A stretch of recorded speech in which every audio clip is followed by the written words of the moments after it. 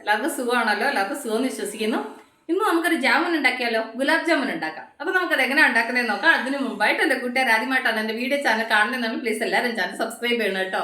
Subscribe ചെയ്യണം, അതുപോലെ തന്നെ ബെല്ലൈക്കൻ പ്രസ് ചെയ്തിട്ട് ഓളന്ന് കൊടുത്താലേ ഞാൻ ഡെയിലി വീഡിയോ നോട്ടിഫിക്കേഷൻ കിട്ടത്തുള്ളൂ. അപ്പോൾ നമുക്കത് എങ്ങനെ ഉണ്ടാക്കുന്നത്, അതിന് വേണ്ടുന്ന സാധനങ്ങൾ എന്തൊക്കെയാണെന്ന് നോക്കാം.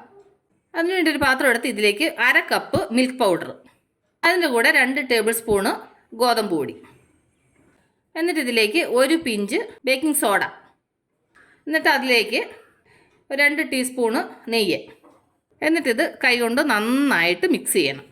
എന്നിട്ടപ്പോൾ നന്നായിട്ട് മിക്സ് ചെയ്തു കണ്ടോ, ഈ ഒരു പരുവത്തിൽ.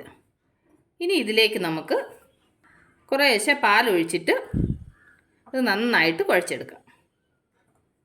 കണ്ടില്ലേ, അപ്പോൾ നന്നായിട്ട് കുഴച്ചു. ഇനി നമുക്ക് ഇതിലേക്ക് കുറച്ചും കൂടി പാലൊഴിച്ചിട്ട്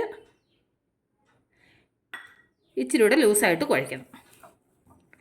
ഒരു 2 ടേബിൾ സ്പൂൺ പാലെടുത്ത് ഞാൻ കേട്ടോ. കണ്ടില്ലേ, ഈ ഒരു പരുവത്തിലാണ് കുഴയ്ക്കേണ്ടുന്നത്. ഇനി ഇതൊരു 5 മിനിറ്റ് ഇതിങ്ങനെ ഇരിക്കട്ടെ. ഇപ്പോൾ ഒരു 5 മിനിറ്റ് കഴിഞ്ഞു.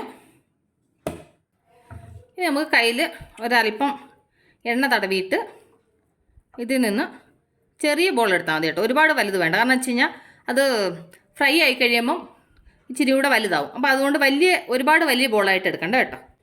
എന്നിട്ട് കൈ വെച്ചിട്ട് ഇങ്ങനെ ഉരുട്ടുക. കണ്ടില്ലേ, ഈ ഒരു സൈസിൽ ബോൾ എടുത്താൽ മതി. അപ്പോൾ ബാക്കിയെല്ലാം ഞാൻ ഇതുപോലെ ഉരുട്ടിയെടുക്കട്ടെ. കണ്ടില്ല, അപ്പോൾ എല്ലാം ഇതുപോലെ ഉരുട്ടിയെടുത്തു. ഇനി നമുക്കിത് എണ്ണയിലിട്ട് ഫ്രൈ ചെയ്തെടുക്കും. അതിനുവേണ്ടി ഞാൻ ഓൾറെഡി എണ്ണ ചൂടാക്കാൻ വെച്ചിട്ടുണ്ട്. കണ്ടില്ല, അപ്പോൾ എണ്ണ നന്നായി ചൂടായിട്ടുണ്ട്. ഇത് ഓരോന്ന് ഇതിലേക്ക് ഇട്ട് കൊടുക്കാം. ഒരുപാട് തീ കൂട്ടി വെക്കണ്ട കേട്ടോ, ഒരു മീഡിയം ഫ്ലെയിമിൽ ഇട്ടിട്ട് ഫ്രൈ ചെയ്താൽ മതി. ഇത് പാൽപ്പൊടി ആയതുകൊണ്ട് വേഗം ഒന്ന് കരിഞ്ഞു പോകും. അപ്പോൾ എല്ലാം അതിലേക്ക് ഇട്ട് കൊടുത്തു. ഇപ്പോഴേ ഒരു സൈഡ് കളർ ചേഞ്ച് ആയി തുടങ്ങിയിട്ടുണ്ട്. ഇനി നമുക്ക് ഇതുപോലെ ഒന്ന് തിരിച്ചിട്ട് കൊടുക്കാം. ലോ ഫ്ലെയിമിൽ ഇട്ടിട്ട് ഇത് ഫ്രൈ ചെയ്തെടുക്കണം കേട്ടോ. തിരിച്ച് മറിച്ച് ഇട്ടിട്ട് നന്നായിട്ട് ഫ്രൈ ചെയ്യാം. ഇതിൻ്റെ അകമൊക്കെ നന്നായിട്ട് വേവണം, അതുകൊണ്ടാണ് തീ കുറച്ചിടാൻ പറഞ്ഞത്. സിമ്പിളായിട്ട് ചെയ്യാൻ പറ്റും കേട്ടോ, അധികം സംഭവം ഒന്നും വേണ്ട, ഈസി ആയിട്ട് ചെയ്യാൻ പറ്റും. ഇടയ്ക്കിടയ്ക്ക് ഇങ്ങനെ ഒന്ന് തിരിച്ചിട്ട് കൊടുക്കണം, അല്ലെങ്കിൽ ഫുള്ളങ്ങ് വല്ലാണ്ടങ്ങ് കറുത്തു പോകും. ഒരുപാടങ്ങ് കറുത്തു പോകാൻ പാടില്ല. വലിയ പാടൊന്നും ഇല്ലല്ലോ, കണ്ടില്ല എത്ര സിമ്പിളായിട്ട് നമ്മൾ ചെയ്തത്. ഒരുപാട് സാധനങ്ങളൊന്നും വേണ്ട, ഇച്ചിരി പാൽപ്പൊടി ഉണ്ടെങ്കിൽ മതി. പിന്നെ ഗോതമ്പ് പൊടിയൊക്കെ എല്ലാവരും വീട്ടിൽ കാണുമല്ലോ. ഗോതമ്പ് പൊടിയും പാല് പഞ്ചസാരയൊക്കെ എല്ലാവരുടെയും വീട്ടിൽ കാണുന്ന സാധനം. കണ്ടില്ല, അപ്പോൾ അത് നന്നായിട്ട് ഫ്രൈ ആയിട്ടുണ്ട്. ഇനി നമുക്കിതൊരു സെർവിങ് പ്ലേറ്റിലോട്ട് മാറ്റാം. അത് കഴിഞ്ഞൊരു പാൻ അടപ്പയിലോട്ട് വെച്ച് ഇതിലേക്ക് 2 കപ്പ് വെള്ളം ഒഴിച്ചു കൊടുക്കാം.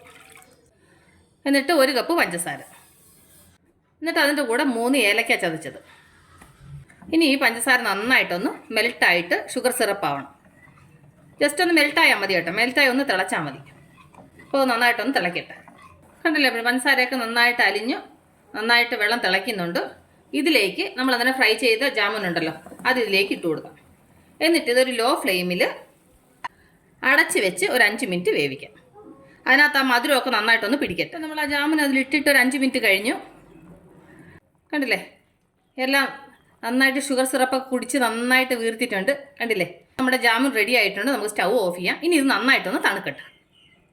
കണ്ടില്ലേ, അപ്പോൾ അത്ര സിമ്പിളായിട്ട് നല്ല സോഫ്റ്റായിട്ടുള്ള ജാമുൻ ഉണ്ടാക്കിയെന്നുണ്ടല്ലേ.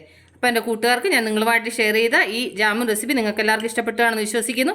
നിങ്ങളെല്ലാവരും ട്രൈ ചെയ്യണം കേട്ടോ, നിങ്ങളെല്ലാവരും ട്രൈ ചെയ്ത് നിങ്ങൾക്ക് ഇഷ്ടപ്പെട്ടാൽ നിങ്ങളുടെ ഫ്രണ്ട്സിന് ഷെയർ ചെയ്യുക, ലൈക്ക് ചെയ്യുക, വാല്യുബിൾ കമൻറ്റ്സ് ഇടുക. നാളെ നമ്മൾ രുചികരമായ പുതിയ വീഡിയോയും പുതിയ റെസിപ്പിയുമായിട്ട് നാളെ നമ്മൾ വീണ്ടും കാണും വരെ ടേക്ക് കെയർ, ബൈ.